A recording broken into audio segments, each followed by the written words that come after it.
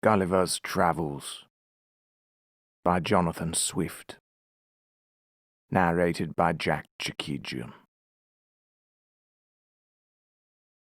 Part 1. A Voyage to Lilliput. My father had a small estate in Nottinghamshire. I was the third of 5 sons. He sent me to Emmanuel College in Cambridge at 14 years old, where I resided 3 years, and applied myself close to my studies. But the charge of maintaining me, although I had a very scanty allowance, being too great for a narrow fortune, I was bound apprentice to Mr. James Bates, an eminent surgeon in London, with whom I continued 4 years. My father now and then sending me small sums of money, I laid them out in learning navigation and other parts of the mathematics useful to those who intend to travel, as I always believed it would be, some time or other, my fortune to do. When I left Mr. Bates, I went down to my father, where by the assistance of him and my uncle John, and some other relations, I got £40, and a promise of £30 a year to maintain me at Leiden. There I studied physic 2 years and 7 months, knowing it would be useful in long voyages. Soon after my return from Leiden, I was recommended by my good master, Mr. Bates, to be surgeon to the Swallow, Captain Abraham Pannell, commander, with whom I continued 3 years and a half, making a voyage or two into the Levant and some other parts. When I came back, I resolved to settle in London, to which Mr. Bates, my master, encouraged me, and by him I was recommended to several patients.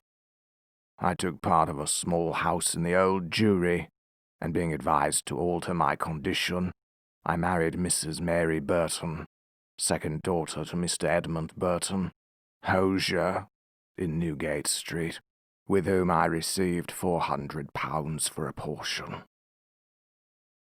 But my good master Bates dying in 2 years after, and I having few friends, my business began to fail, for my conscience would not suffer me to imitate the bad practice of too many among my brethren.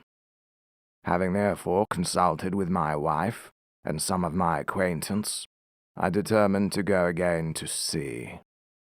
I was surgeon successively in 2 ships, and made several voyages for 6 years to the East and West Indies, by which I got some addition to my fortune.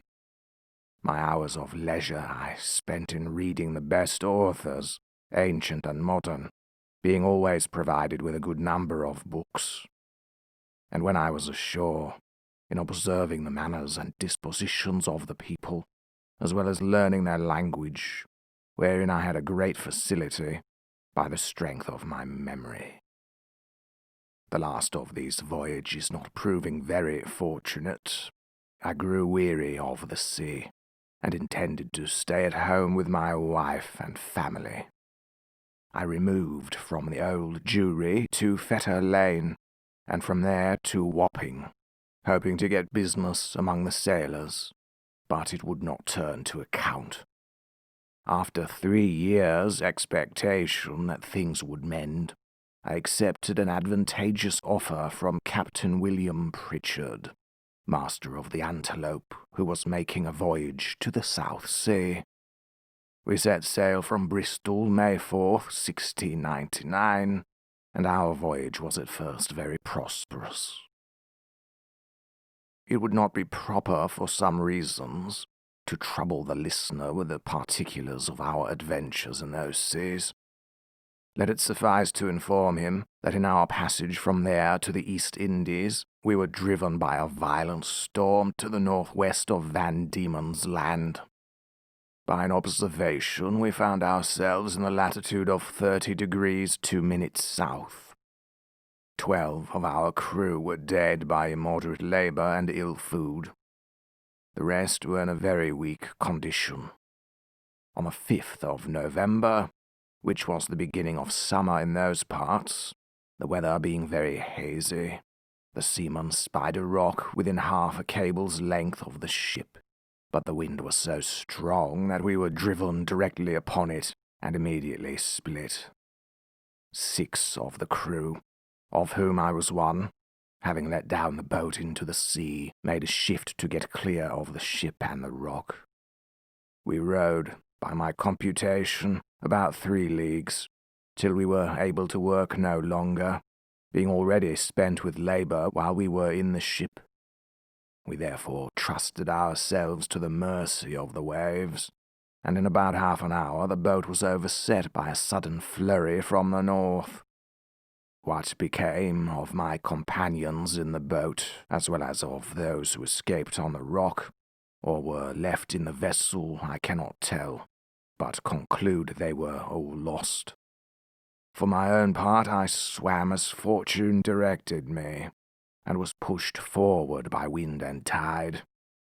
I often let my legs drop and could feel no bottom, but when I was almost gone, and able to struggle no longer, I found myself within my depth, and by this time the storm was much abated. The declivity was so small that I walked near a mile before I got to the shore, which I conjectured was about 8 o'clock in the evening. I then advanced forward near half a mile, but could not discover any sign of houses or inhabitants. At least I was in so weak a condition that I did not observe them.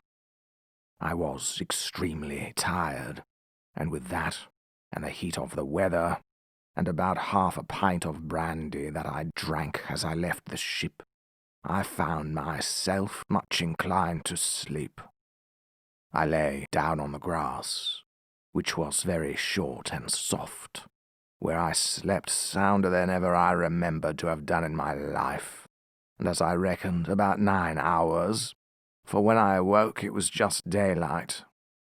I attempted to rise, but was not able to stir, for as I happened to lie on my back, I found my arms and legs were strongly fastened on each side to the ground, and my hair, which was long and thick, tied down in the same manner. I likewise felt several slender ligatures across my body, from my armpits to my thighs. I could only look upwards. The sun began to grow hot, and the light offended my eyes. I heard a confused noise about me, but in the posture I lay could see nothing except the sky. In a little time I felt something alive moving on my left leg, which, advancing gently forward over my breast, came almost up to my chin, when, bending my eyes downward as much as I could, I perceived it to be a human creature, not 6 inches high, with a bow and arrow in his hands, and a quiver at his back. In the meantime, I felt at least 40 more of the same kind, as I conjectured, following the first. I was in the utmost astonishment, and roared so loud that they all ran back in a fright, and some of them, as I was afterwards told, were hurt with the falls they got by leaping from my sides upon the ground. However, they soon returned, and one of them, who ventured so far as to get a full sight of my face, lifting up his hands and eyes by way of admiration, cried out in a shrill but distinct voice, "Hekina degul." The others repeated the same words several times, but then I knew not what they meant. I lay all this while, as the listener may believe, in great uneasiness. At length, struggling to get loose, I had the fortune to break the strings and wrench out the pegs that fastened my left arm to the ground. For by lifting it up to my face, I discovered the methods they had taken to bind me, and at the same time, with a violent pull, which gave me excessive pain, I a little loosened the strings that tied down my hair on the left side, so that I was just able to turn my head about 2 inches. But the creatures ran off a second time, before I could seize them. Whereupon there was a great shout in a very shrill accent, and after it ceased I heard one of them cry aloud, "Togo phonak," when in an instant I felt more than 100 arrows discharged on my left hand, which pricked me like so many needles, and besides they shot another flight into the air, as we do bombs in Europe, whereof many, I suppose, fell on my body, though I felt them not, and some on my face, which I immediately covered with my left hand. When this shower of arrows was over, I fell a-groaning with grief and pain, and then striving again to get loose, they discharged another volley larger than the first, and some of them attempted with spears to stick me in the sides, but by good luck I had on a buff jerkin, which they could not pierce. I thought it the most prudent method to lie still, and my design was to continue so till night, when my left hand being already loose, I could easily free myself. And as for the inhabitants, I had reason to believe I might be a match for the greatest army they could bring against me, if they were all of the same size of him that I saw. But fortune disposed otherwise of me. When the people observed I was quiet, they discharged no more arrows, but by the noise I heard I knew their numbers increased, and about 4 yards from me, over against my right ear, I heard a knocking for more than an hour, like that of people at work.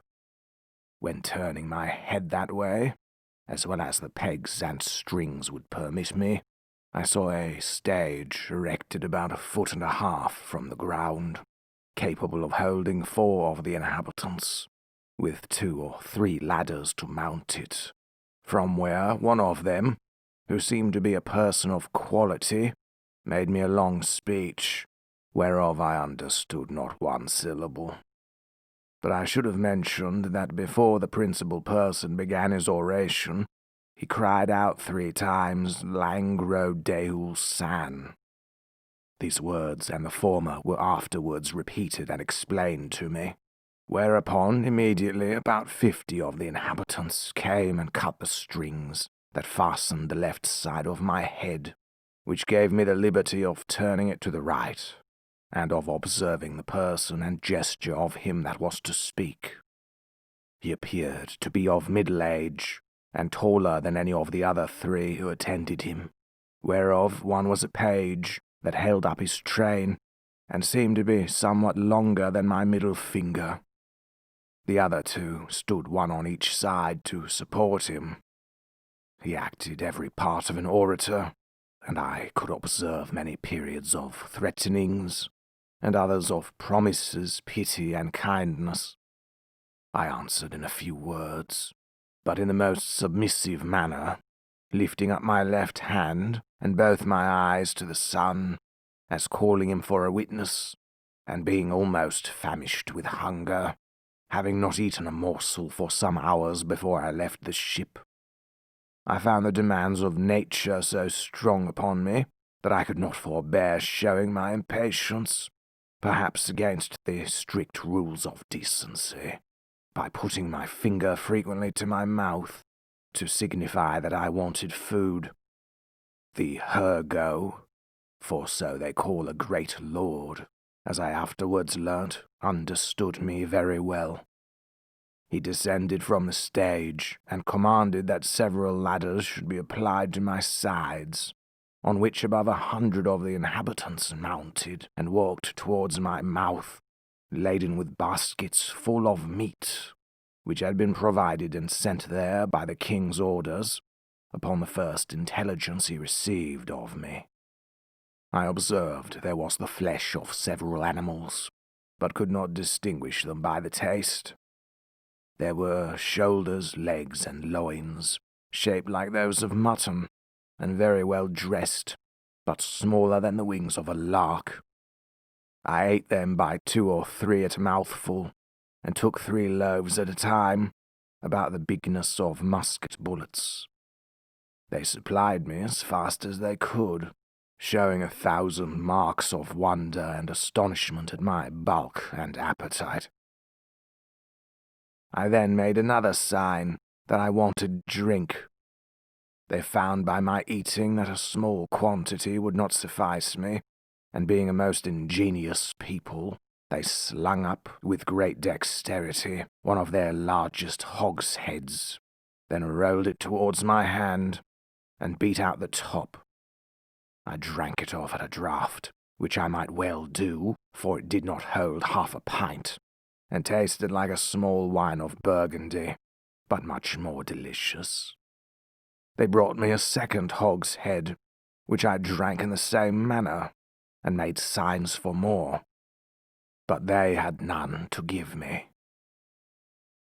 When I had performed these wonders, they shouted for joy, and danced upon my breast, repeating several times as they did at first, Hekina Degu. They made me a sign that I should throw down the 2 hogsheads, but first warning the people below to stand out of the way, crying aloud, Borach Mevolah. And when they saw the vessels in the air, there was a universal shout of Hekina Degu. I confess I was often tempted, while they were passing backwards and forwards on my body, to seize 40 or 50 of the first that came in my reach, and dash them against the ground. But the remembrance of what I had felt, which probably might not be the worst they could do, and the promise of honor I made them, for so I interpreted my submissive behavior, soon drove out these imaginations. Besides, I now considered myself as bound by the laws of hospitality to a people who had treated me with so much expense and magnificence. However, in my thoughts I could not sufficiently wonder at the intrepidity of these diminutive mortals who would venture to mount and walk upon my body, while one of my hands was at liberty, without trembling at the very sight of so prodigious a creature as I must appear to them. After some time, when they observed that I made no more demands for meat, there appeared before me a person of high rank from His Imperial Majesty. His Excellency, having mounted on the small of my right leg, advanced forwards up to my face, with about a dozen of his retinue, and producing his credentials under the signet royal, which he applied close to my eyes, spoke about 10 minutes without any signs of anger, but with a kind of determinate resolution, often pointing forwards, which, as I afterwards found, was towards the capital city, about half a mile distant, to where it was agreed by His Majesty in council that I must be conveyed. I answered in few words, but to no purpose, and made a sign with my hand that was loose, putting it to the other, but over His Excellency's head for fear of hurting him or his train, and then to my own head and body, to signify that I desired my liberty.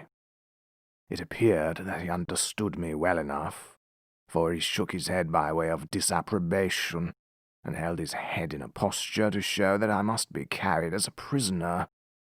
However, he made other signs to let me understand that I should have meat and drink enough, and very good treatment.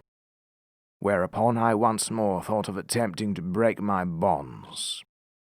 But again, when I felt the smart of their arrows upon my face and hands, which were all in blisters, and many of the darts still sticking in them, and observing likewise that the number of my enemies increased, I gave tokens to let them know that they might do with me what they pleased.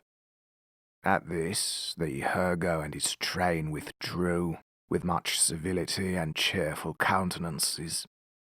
Soon after, I heard a general shout, with frequent repetitions of the words Peplom Silan, and I felt great numbers of people on my left side relaxing the cords to such a degree that I was able to turn upon my right and to ease myself with making water, which I very plentifully did, to the great astonishment of the people, who, conjecturing by my motion what I was going to do, immediately opened to the right and left on that side, to avoid the torrent which fell with such noise and violence from me. But before this they had daubed my face and both my hands with a sort of ointment, very pleasant to the smell, which in a few minutes removed all the smart of their arrows. These circumstances, added to the refreshment I had received by their victuals and drink, which were very nourishing, disposed me to sleep.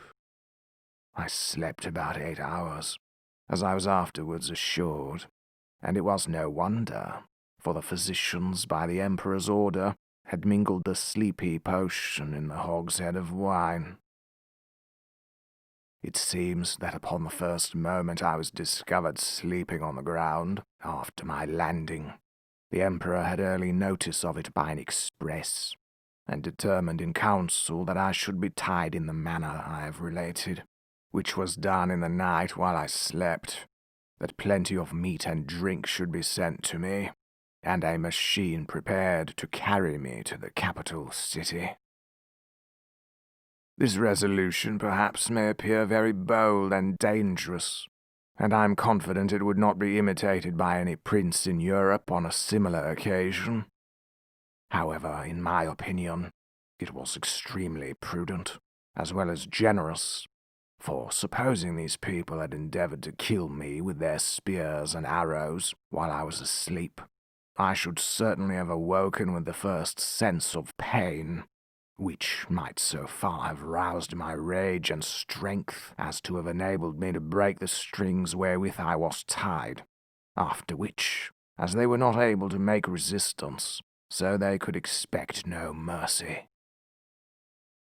These people are most excellent mathematicians, and arrived to a great perfection in mechanics, by the countenance and encouragement of the Emperor, who was a renowned patron of learning.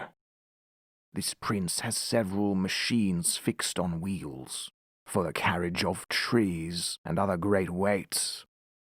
He often builds his largest men of war, whereof some are 9 feet long, in the woods where the timber grows, and has them carried on these engines 300 or 400 yards to the sea. 500 carpenters and engineers were immediately set at work to prepare the greatest engine they had. It was a frame of wood raised 3 inches from the ground, about 7 feet long, and 4 wide, moving upon 22 wheels. The shout I heard was upon the arrival of this engine, which it seems set out in 4 hours after my landing.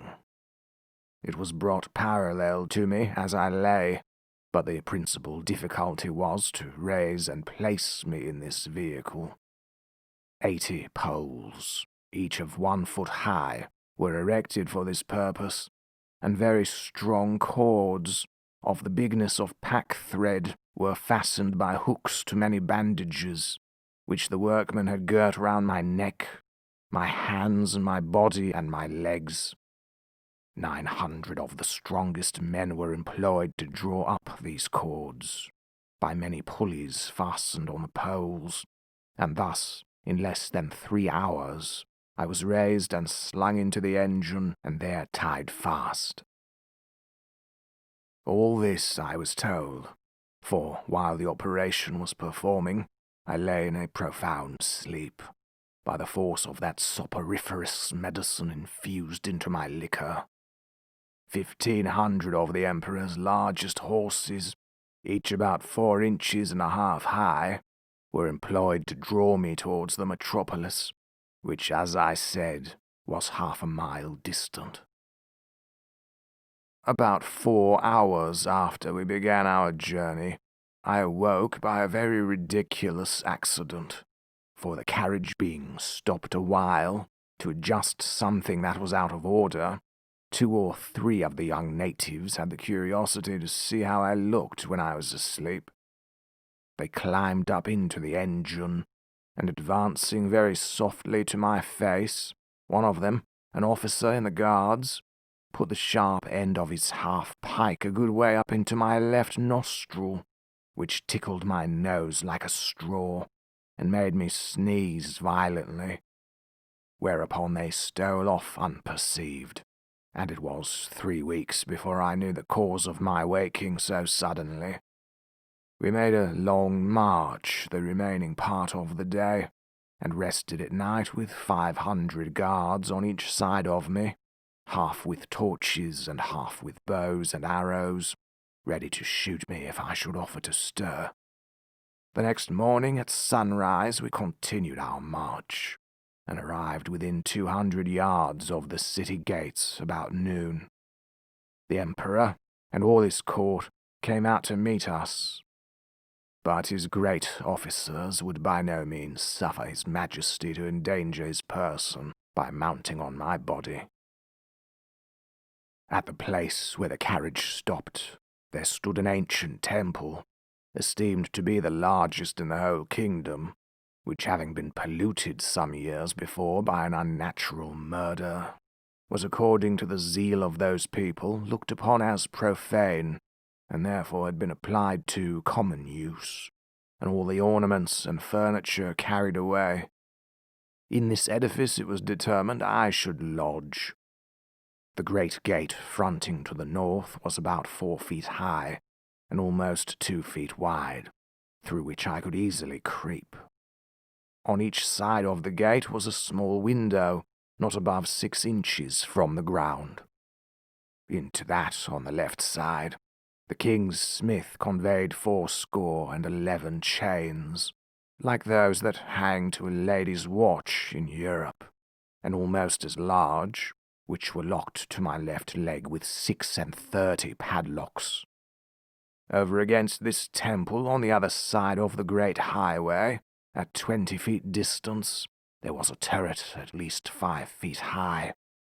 Here the Emperor ascended, with many principal lords of his court, to have an opportunity of viewing me, as I was told, for I could not see them. It was reckoned that more than 100,000 inhabitants came out of the town upon the same errand, and in spite of my guards, I believe there could not be fewer than 10,000 at several times, who mounted my body by the help of ladders. But a proclamation was soon issued to forbid it upon pain of death. When the workmen found it was impossible for me to break loose, they cut all the strings that bound me, whereupon I rose up with as melancholy a disposition as ever I had in my life. But the noise and astonishment of the people at seeing me rise and walk are not to be expressed. The chains that held my left leg were about 2 yards long, and gave me not only the liberty of walking backwards and forwards in a semicircle, but, being fixed within 4 inches of the gate, allowed me to creep in and lie at my full length in the temple. When I found myself on my feet, I looked about me, and must confess I never beheld a more entertaining prospect. The country around appeared like a continued garden, and the enclosed fields, which were generally 40 feet square, resembled so many beds of flowers.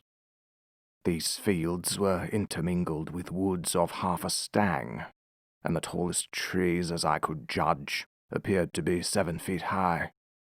I viewed the town on my left hand, which looked like the painted scene of a city in a theatre. I had been for some hours extremely pressed by the necessities of nature, which was no wonder, it being almost 2 days since I had last disburdened myself. I was under great difficulties between urgency and shame. The best expedient I could think of was to creep into my house, which I accordingly did, and shutting the gate after me, I went as far as the length of my chain would suffer, and discharged my body of that uneasy load.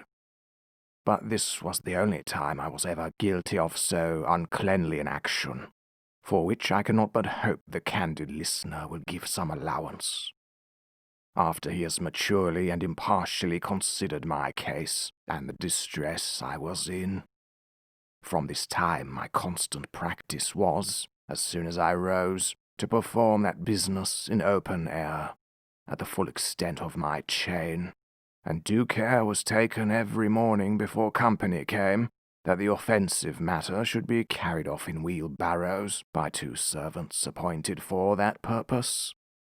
I would not have dwelt so long upon a circumstance that perhaps at first sight may appear not very momentous, if I had not thought it necessary to justify my character in point of cleanliness to the world, which I am told some of my maligners have been pleased, upon this and other occasions, to call in question.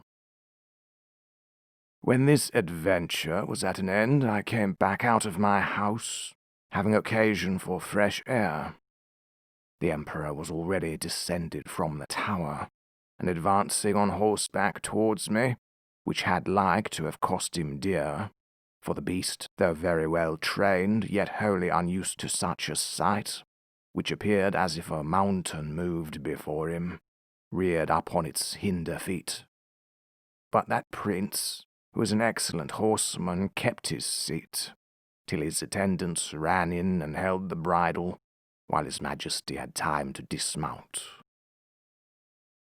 When he alighted, he surveyed me round with great admiration, but kept beyond the length of my chain.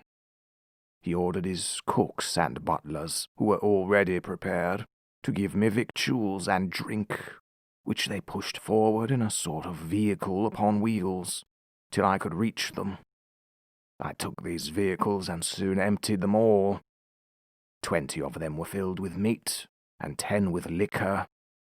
Each of the former afforded me 2 or 3 good mouthfuls, and I emptied the liquor of 10 vessels, which was contained in earthen vials, into one vehicle, drinking it off at a draught, and so I did with the rest.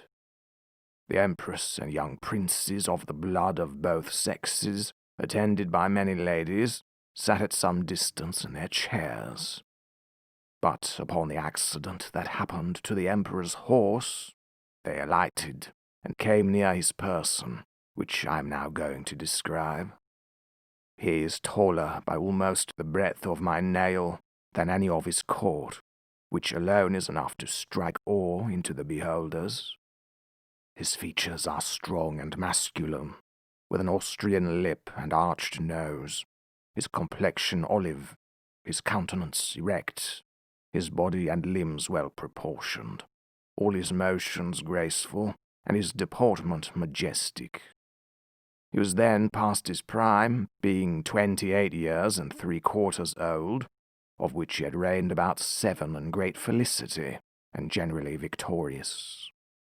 For the better convenience of beholding him, I lay on my side, so that my face was parallel to his, and he stood but 3 yards off.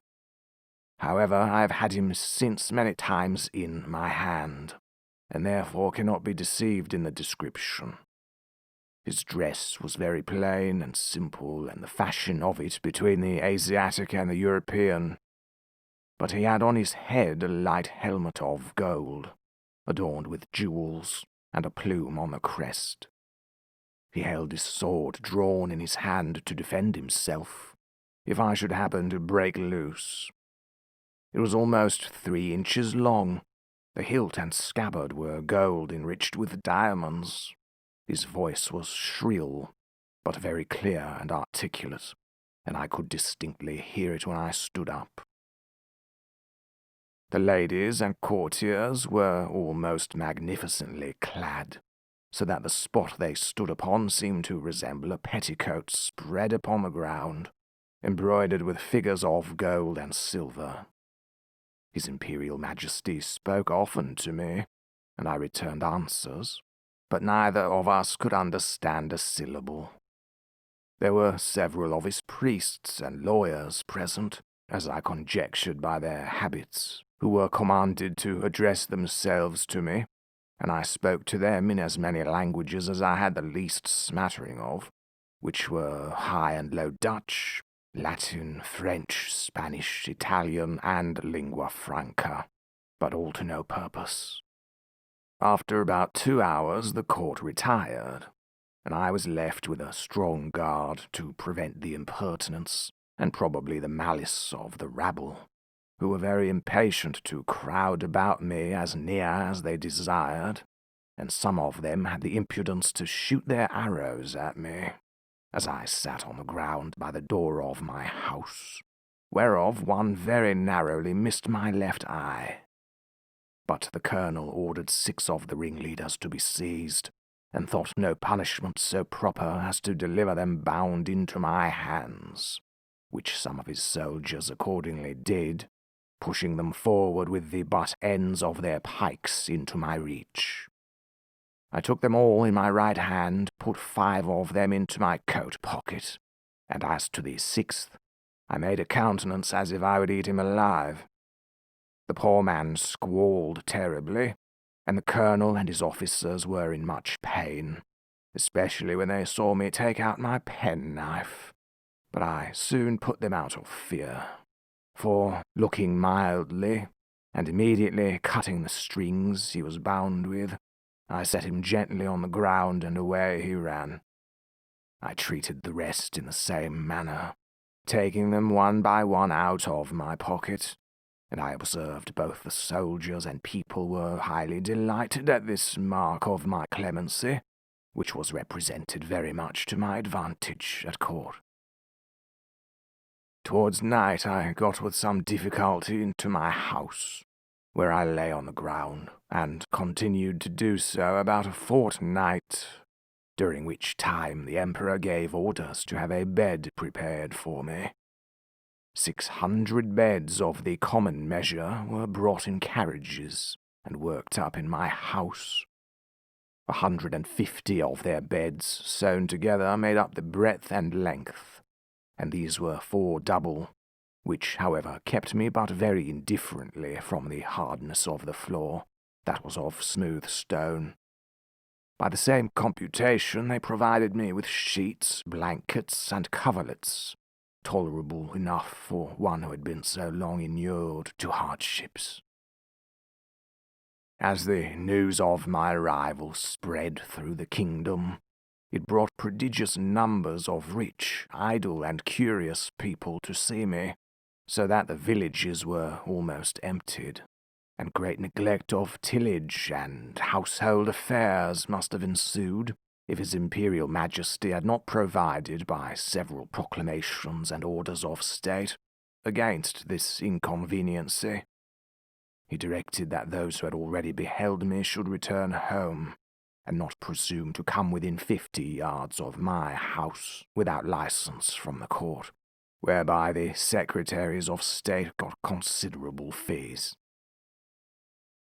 In the meantime, the Emperor held frequent councils to debate what course should be taken with me, and I was afterwards assured by a particular friend, a person of great quality, who was as much in the secret as any, that the court was under many difficulties concerning me.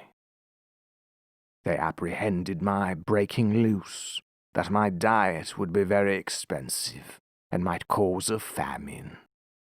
Sometimes they determined to starve me, or at least to shoot me in the face and hands with poisoned arrows, which would soon dispatch me. But again they considered that the stench of so large a carcass might produce a plague in the metropolis, and probably spread through the whole kingdom. In the midst of these consultations, several officers of the army went to the door of the great council chamber, and 2 of them being admitted, gave an account of my behavior to the 6 criminals just mentioned, which made so favourable an impression in the breast of His Majesty and the whole board on my behalf, that an imperial commission was issued out, obliging all the villages 900 yards round the city to deliver in every morning 6 beeves, 40 sheep, and other victuals for my sustenance, together with a proportionable quantity of bread and wine and other liquors, for the due payment of which his Majesty gave assignments upon his treasury. For this prince lives chiefly upon his own domain, seldom except upon great occasions, raising any subsidies upon his subjects, who are bound to attend him in his wars at their own expense. An establishment was also made of 600 persons to be my domestics, who had board wages allowed for their maintenance, and tents built for them very conveniently on each side of my door. It was likewise ordered that 300 tailors should make me a suit of clothes, after the fashion of the country, that 6 of his Majesty's greatest scholars should be employed to instruct me in their language, and lastly, that the Emperor's horses, and those of the nobility and troops of guards, should be frequently exercised in my sight, to accustom themselves to me. All these orders were duly put in execution, and in about 3 weeks I made a great progress in learning their language, during which time the Emperor frequently honored me with these visits, and was pleased to assist my masters in teaching me. We began already to converse together in some sort, and the first words I learnt were to express my desire that he would please give me my liberty, which I every day repeated on my knees. His answer, as I could comprehend it, was that this must be a work of time, not to be thought on without the advice of his council, and that first I must lumos celmin pesso desma lon emposo, that is, swear a peace with him and his kingdom. However, that I should be treated with all kindness, and he advised me to acquire by my patience and discreet behavior the good opinion of himself and his subjects. He desired I would not take it ill if he gave orders to certain proper officers to search me, for probably I might carry about me several weapons, which must be dangerous things if they answered the bulk of so prodigious a person. I said, His Majesty should be satisfied, for I was ready to strip myself and turn up my pockets before him. This I delivered part in words and part in signs. He replied that by the laws of the kingdom I must be searched by 2 of his officers, that he knew this could not be done without my consent and assistance, and he had so good an opinion of my generosity and justice as to trust their persons in my hands, that whatever they took from me should be returned when I left the country, or paid for at the rate which I would set upon them. I took up the 2 officers in my hands, put them first into my coat pockets, and then into every other pocket about me, except my 2 fobs, and another secret pocket, which I had no mind should be searched, wherein I had some little necessaries that were of no consequence to anyone but myself. In one of my fobs there was a silver watch, and in the other a small quantity of gold in a purse. These gentlemen, having pen, ink, and paper about them, made an exact inventory of everything they saw, and when they had done, desired I would set them down, that they might deliver it to the Emperor. This inventory I afterwards translated into English, and is word for word as follows. Imprimis. In the right coat pocket of the great man Mountain, for so I interpret the words quinbus flestrin. After the strictest search we found only one great piece of coarse cloth, large enough to be a footcloth for your Majesty's chief room of state. In the left pocket we saw a huge silver chest, with a cover of the same metal, which we the searchers were not able to lift. We desired it should be opened, and one of us stepping into it found himself up to the mid-leg in a sort of dust, some part whereof flying up to our faces set both a sneezing for several times together. In his right waistcoat pocket we found a prodigious bundle of white thin substances, folded one over another, about the bigness of 3 men, tied with a strong cable, and marked with black figures, which we humbly conceived to be writings, every letter almost half as large as the palm of our hands. In the left there was a sort of engine, from the back of which were extended 20 long poles, resembling the palisadoes before your Majesty's court, wherewith we conjecture the man Mountain Combs's head, for we did not always trouble him with questions, because we found it a difficulty to make him understand us. In the large pocket on the right side of his middle cover, so I translate the word ranfulo, by which they meant my breeches, we saw a hollow pillar of iron, about the length of a man, fastened to a strong piece of timber larger than the pillar, and upon one side of the pillar were huge pieces of iron sticking out, cut into strange figures, which we know not what to make of. In the left pocket another engine of the same kind.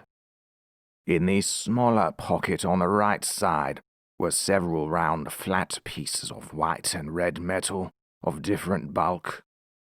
Some of the white, which seemed to be silver, were so large and heavy that my comrade and I could hardly lift them.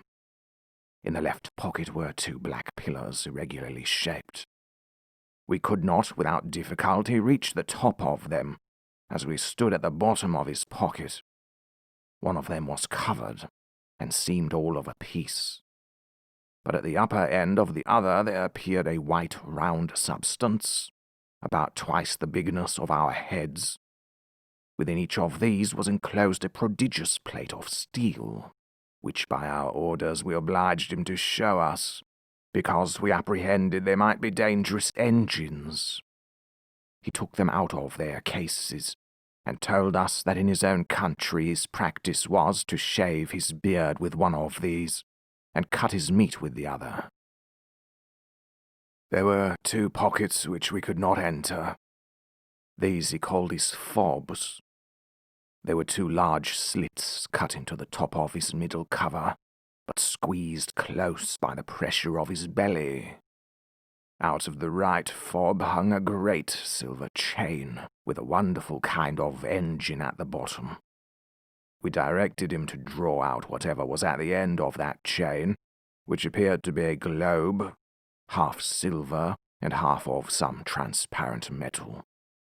For on the transparent side we saw certain strange figures circularly drawn, and thought we could touch them, till we found our fingers stopped by the lucid substance. He put this engine into our ears, which made an incessant noise, like that of a water-mill, and we conjecture it is either some unknown animal, or the god that he worships, but we are more inclined to the latter opinion, because he assured us, if we understood him right, for he expressed himself very imperfectly, that he seldom did anything without consulting it. He called it his oracle, and said it pointed out the time for every action of his life. From the left fob he took out a net almost large enough for a fisherman, but contrived to open and shut like a purse, and served him for the same use. We found therein several massy pieces of yellow metal, which, if they be real gold, must be of immense value.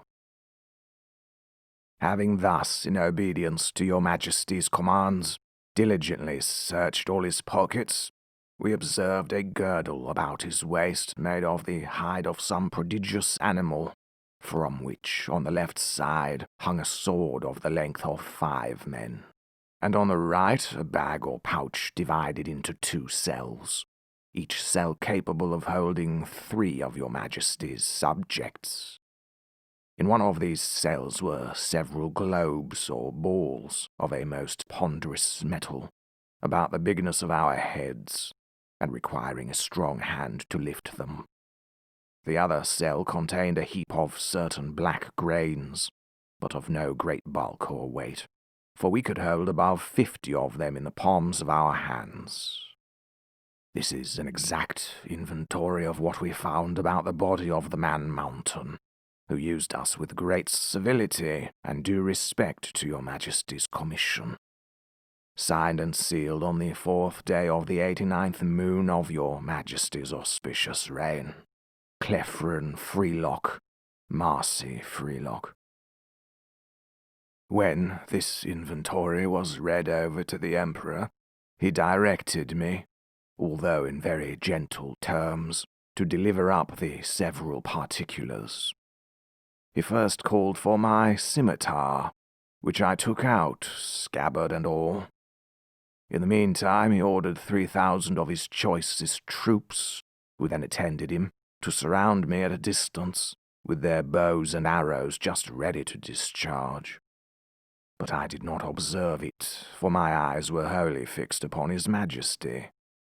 He then desired me to draw my scimitar, which, although it had got some rust by the sea-water, was in most parts exceeding bright. I did so, and immediately all the troops gave a shout between terror and surprise, for the sun shone clear, and the reflection dazzled their eyes, as I waved the scimitar to and fro in my hand. His Majesty, who is a most magnanimous prince, was less daunted than I could expect. He ordered me to return it into the scabbard and cast it on the ground as gently as I could, about 6 feet from the end of my chain.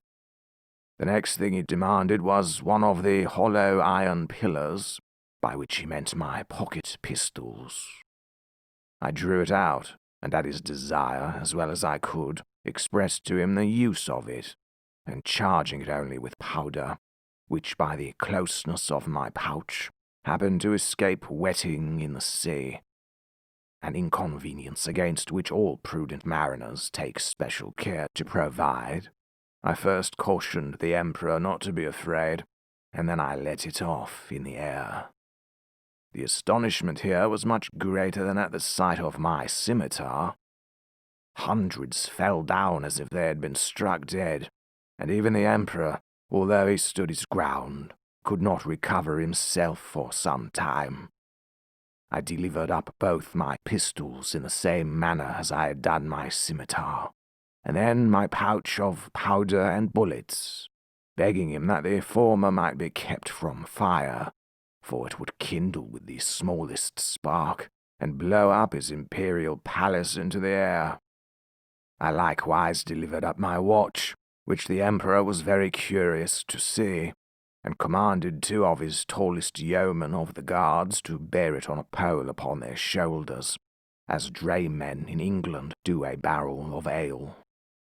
He was amazed at the continual noise it made, and the motion of the minute hand, which he could easily discern, for their sight is much more acute than ours.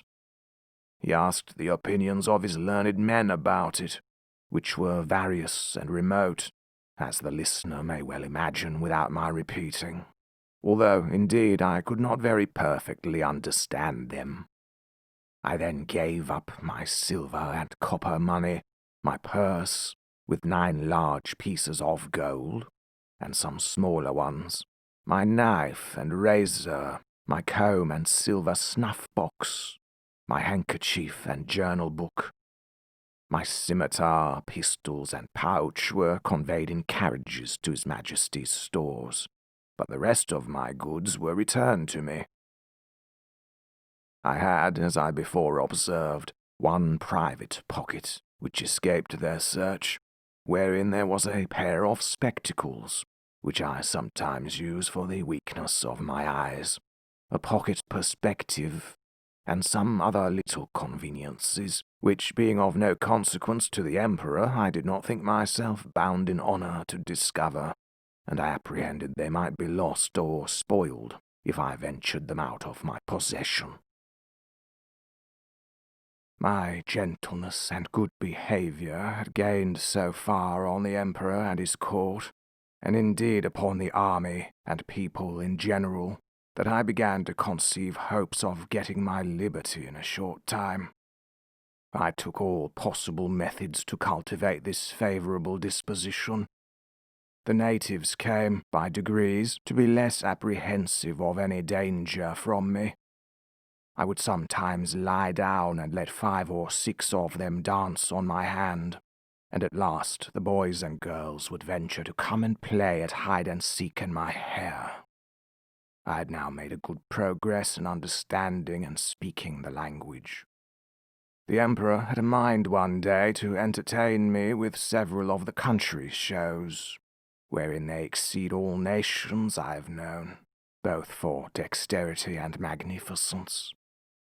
I was diverted with none so much as that of the rope dancers, performed upon a slender white thread, extended about 2 feet and 12 inches from the ground, upon which I shall desire liberty, with the listener's patience, to enlarge a little.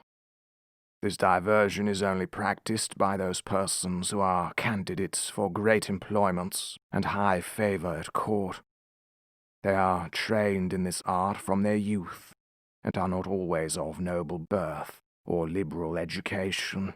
When a great office is vacant, either by death or disgrace, which often happens, 5 or 6 of those candidates petition the Emperor to entertain His Majesty and the court with a dance on the rope, and whoever jumps the highest without falling succeeds in the office. Very often the chief ministers themselves are commanded to show their skill, and to convince the Emperor that they have not lost their faculty. Flimnap, the treasurer, is allowed to cut a caper on the straight rope, at least an inch higher than any other lord in the whole empire. I've seen him do the somerset several times together, upon a trencher fixed on a rope which is no thicker than a common pack-thread in England. My friend Reldresall, principal secretary for private affairs, is in my opinion, if I am not partial, the second after the treasurer. The rest of the great officers are much upon a par. These diversions are often attended with fatal accidents, whereof great numbers are on record. I myself have seen 2 or 3 candidates break a limb, but the danger is much greater when the ministers themselves are commanded to show their dexterity. For, by contending to excel themselves and their fellows, they strain so far that there is hardly one of them who has not received a fall, and some of them 2 or 3. I was assured that a year or 2 before my arrival, Flimnap would infallibly have broken his neck if one of the king's cushions that accidentally lay on the ground had not weakened the force of his fall. There is likewise another diversion, which is only shown before the Emperor and Empress and First Minister upon particular occasions. The Emperor lays on the table 3 fine silken threads of 6 inches long. One is blue, the other red, and the third green. These threads are proposed as prizes for those persons whom the Emperor has a mind to distinguish by a peculiar mark of his favour. The ceremony is performed in His Majesty's great chamber of state, where the candidates are to undergo a trial of dexterity, very different from the former, and such as I have not observed the least resemblance of in any other country of the New or Old World.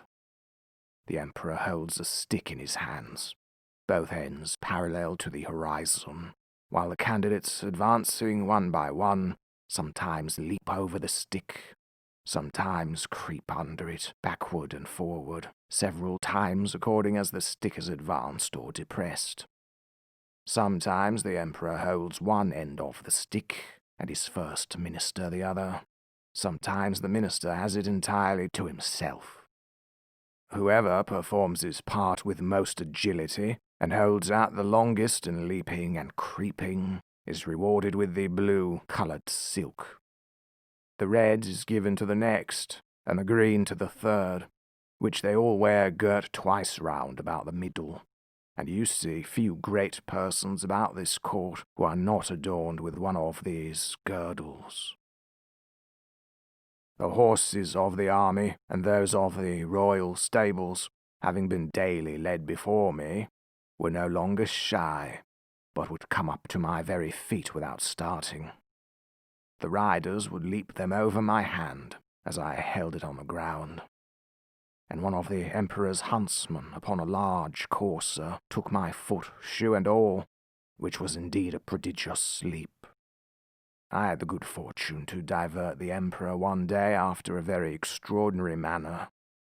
I desired he would order several sticks of 2 feet high and the thickness of an ordinary cane to be brought to me, whereupon his Majesty commanded the master of his woods to give direction accordingly, and the next morning 6 woodmen arrived with as many carriages, drawn by 8 horses to each. I took 9 of these sticks, and fixing them firmly in the ground in a quadrangular figure, 2 feet and a half square, I took 4 other sticks and tied them parallel at each corner, about 2 feet from the ground. Then I fastened my handkerchief to the 9 sticks that stood erect, and extended it on all sides, till it was tight as the top of a drum, and the 4 parallel sticks, rising about 5 inches higher than the handkerchief, served as ledges on either side. When I had finished my work, I desired the Emperor to let a troop of his best horses, 24 in number, come and exercise upon this plain. His Majesty approved of this proposal, and I took them up, one by one in my hands, ready mounted and armed, with the proper officers to exercise them. As soon as they got into order, they divided into 2 parties, performed mock skirmishes, discharged blunt arrows, drew their swords, fled and pursued, attacked and retired, and in short discovered the best military discipline I ever beheld. The parallel sticks secured them and their horses from falling over the stage, and the Emperor was so much delighted that he ordered this entertainment to be repeated several days, and once was pleased to be lifted up and given the word of command, and with great difficulty persuaded even the Empress herself to let me hold her in her close chair within 2 yards of the stage, when she was able to take a full view of the whole performance. It was my good fortune that no ill accident happened in these entertainments. Only once a fiery horse that belonged to one of the captains, pawing with his hoof, struck a hole in my handkerchief, and his foot slipping, he overthrew his rider and himself. But I immediately relieved them both, and covering the hole with one hand, I set down the troop with the other, in the same manner as I took them up. The horse that fell was strained in the left shoulder, but the rider got no injury, and I repaired my handkerchief as well as I could. However, I would not trust to the strength of it any more in such dangerous enterprises.